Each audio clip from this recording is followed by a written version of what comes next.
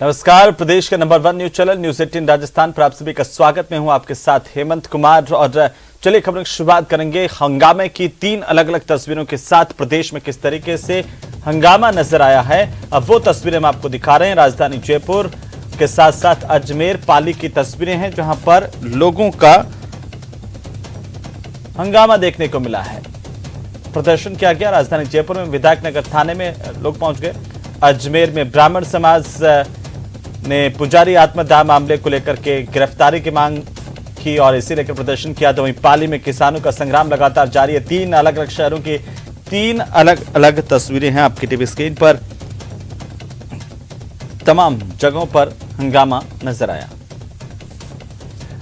तो वहीं अजमेर के पुजारी आत्मदाह मामले में गुस्साए ब्राह्मण समाज की ओर से रोड जाम कर बजरंगगढ़ चौराहे पर प्रदर्शन किया गया और आरोपियों की गिरफ्तारी की मांग की गई।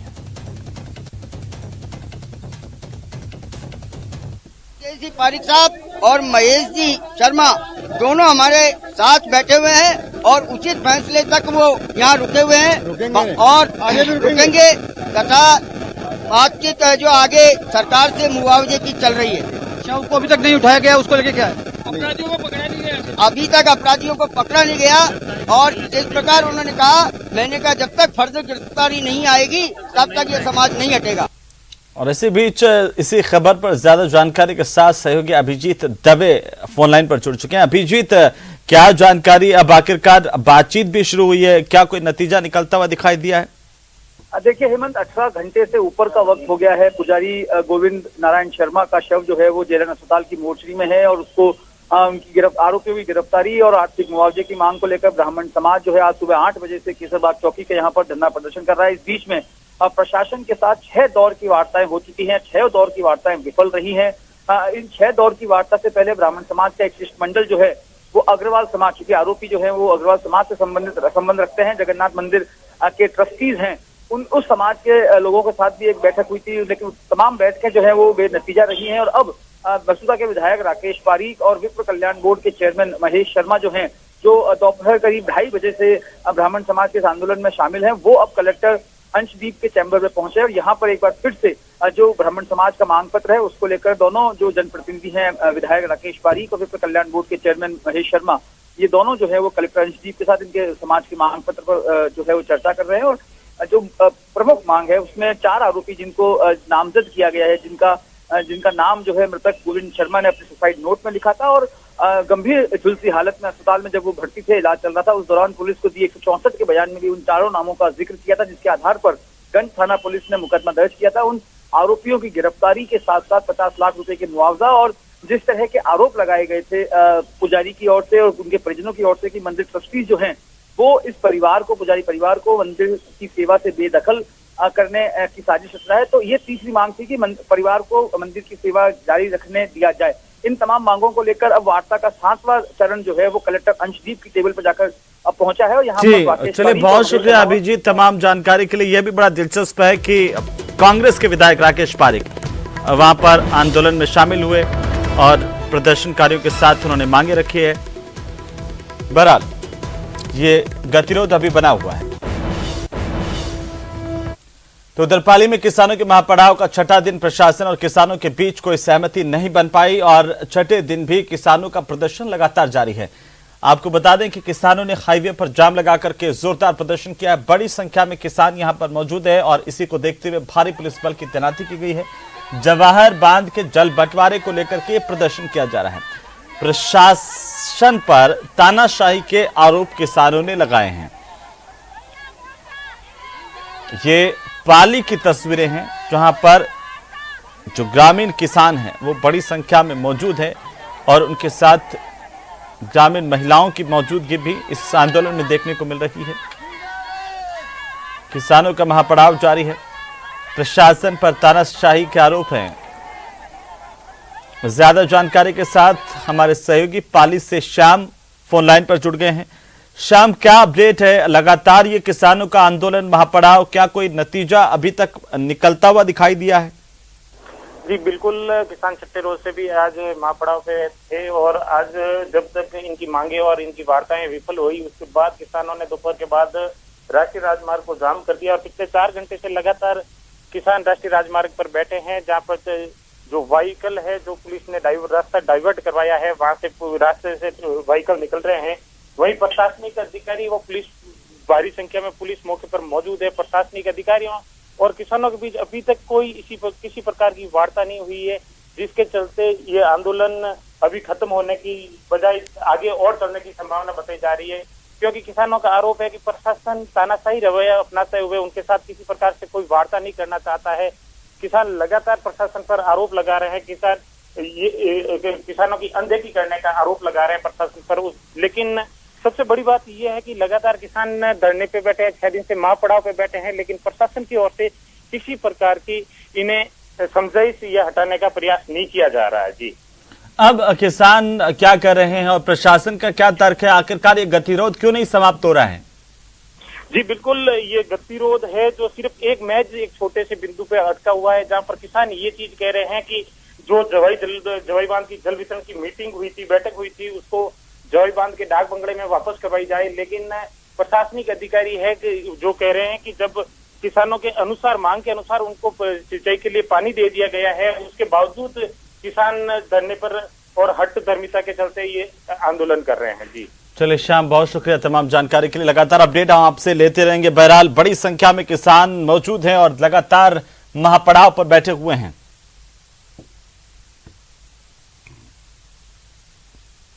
तो चलिए आगे बढ़ेंगे। राजधानी जयपुर में लोगों का गुस्सा फूटा। दरअसल यहां पर अनैतिक गतिविधियों के खिलाफ लोग आक्रोशित हो गए और मानसरोवर थाने के बाहर डेरा डाल दिया। जानकारी मिलने पर विधायक अशोक लाहौटी और पार्षद आशीष शर्मा भी मानसरोवर थाने पहुंच गए और इस दौरान बड़ी संख्या में मौजूद लोगों ने मानसरोवर थाने के बाहर प्रदर्शन किया है। रैली के रूप में कॉलोनी वासी नारेबाजी करते हुए थाने यहां पर पहुंचे थे। असामाजिक तत्वों का जमावड़ा बढ़ने पर भी कार्रवाई नहीं होती है, लोगों का यह आरोप है और उन्होंने कहा है कि अगर कार्रवाई नहीं की गई तो कमिश्नरेट पर प्रदर्शन करेंगे।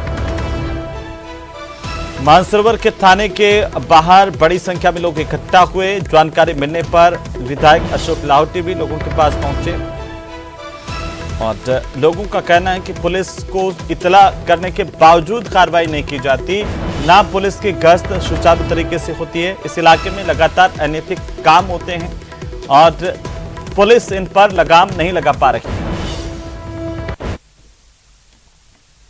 तो चलिए आगे बढ़ेंगे। सवाई माधोपुर से खबर है, जहां पर जिला परिषद की साधारण सभा की बैठक में उस वक्त एक अचानक से बड़ा मोड़ आ गया जब विकास के मुद्दे को लेकर बीजेपी और कांग्रेस एक साथ नजर आए। आपको बता दें कि बैठक में कांग्रेस के विधायक अशोक बैरवा और भाजपा के सांसद सुखबीर सिंह जौनपुरिया ने जिला परिषद की साधारण सभा की बैठक का बहिष्कार कर दिया, सदन छोड़ करके चले गए और उसके बाद जैसे ही सांसद और विधायक इस बैठक से बाहर निकले तभी उनके पीछे पीछे जिला परिषद के सदस्य भी एक एक करके बाहर चले गए, जिससे अधिकारी एक दूसरे का मुंह ताकते रह गए।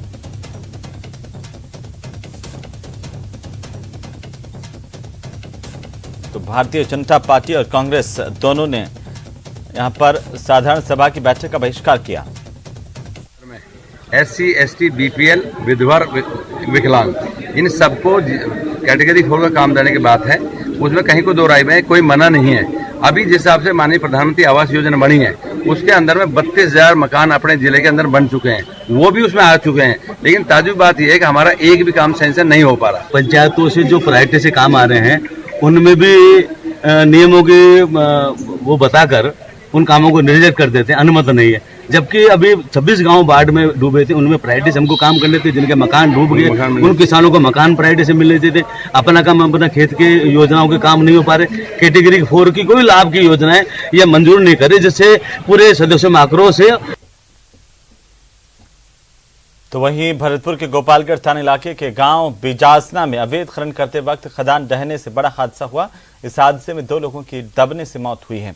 देर रात को खनन कार्य करते वक्त यह हादसा हुआ। सुबह इस घटना की सूचना मिलते ही सांसद रंजीता कोहली मौके पर पहुंची, अधिकारियों को जमकर लताड़ लगाई। उन्होंने कहा कि पुलिस की मिलीभगत से यहां पर अवैध रूप से अवैध खनन हो रहा है, जिसकी वजह से आए दिन हादसे होते हैं और प्रशासन इस अवैध खनन को मिली भगत के चलते और कमाई के लालच के चलते वैध ठहराने में जुटा हुआ है।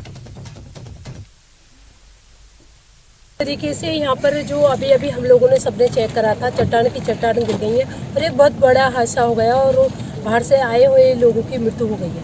तो इस बात को लेकर के मैंने दौरा करा है और उसमें मैंने सबसे बड़ी बात मैं आपको बता दूं कि पुलिस ने ट्वीट करके कर दिया कि वो वैध है।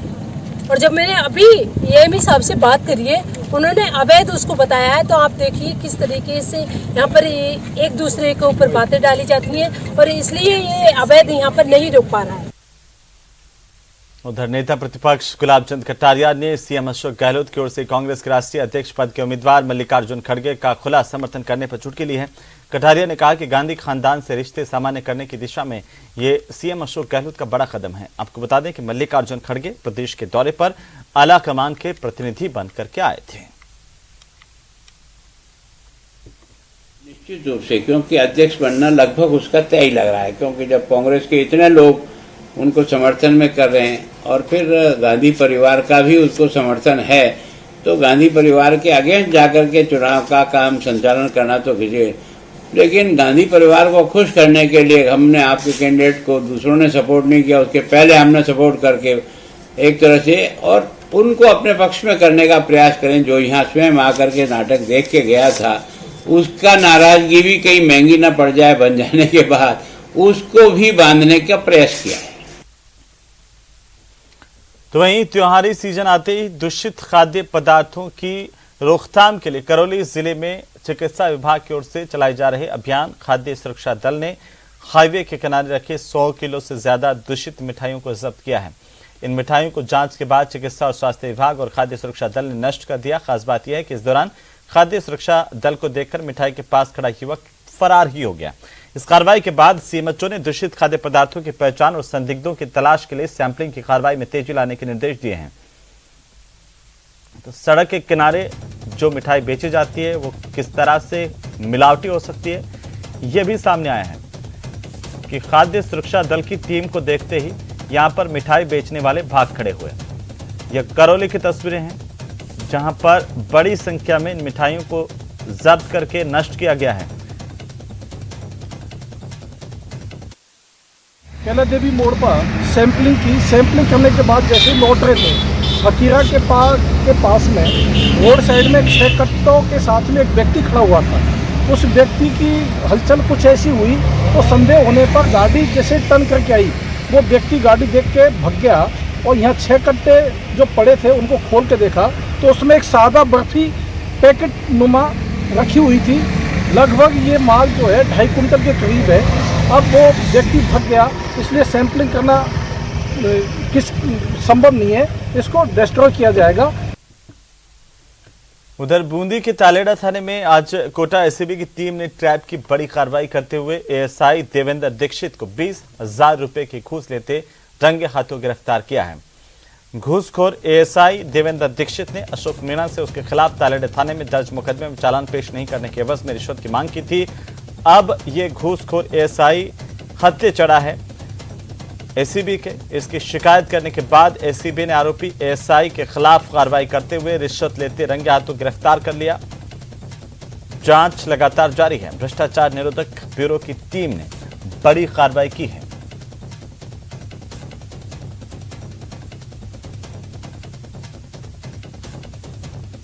जो बात हुई 40,000 में देने का डन हुआ, 20,000 तो तू अभी दे दे दीपावली से पहले और 20,000 रुपये दीपावली के बाद में देगा, तेरे खिलाफ चालान नहीं करेंगे। तो इस एवज में फिर इसने 20,000 के इनके डन हुआ।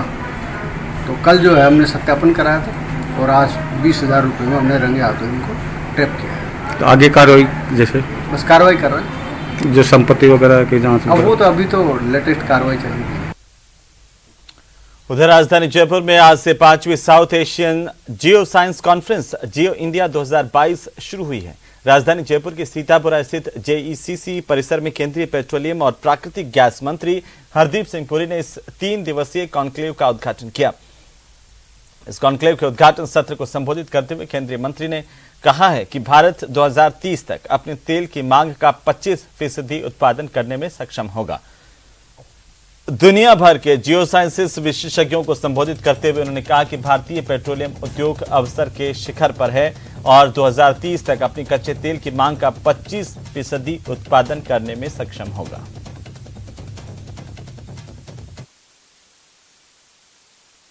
अपने डेली प्रोडक्शन में से 2 मिलियन बैरल्स पर डे कम करने जा रहे हैं, तो उसका immediate reaction was one of surprise because काफी बाकी जो देश हैं उनकी जो उनके साथ चर्चा हो रही थी इस निर्णय से पहले, तो उनको एडवाइस सब जगह से ये दिया जा रहा था कि देखिए ये कॉन्सिक्वेंस अनइंटेंडेड होगा या इंटेंडेड होगा, दाम को आप थोड़ा ऊपर ला सकते हैं प्रोडक्शन कट से, but that will fuel an already existing inflationary situation.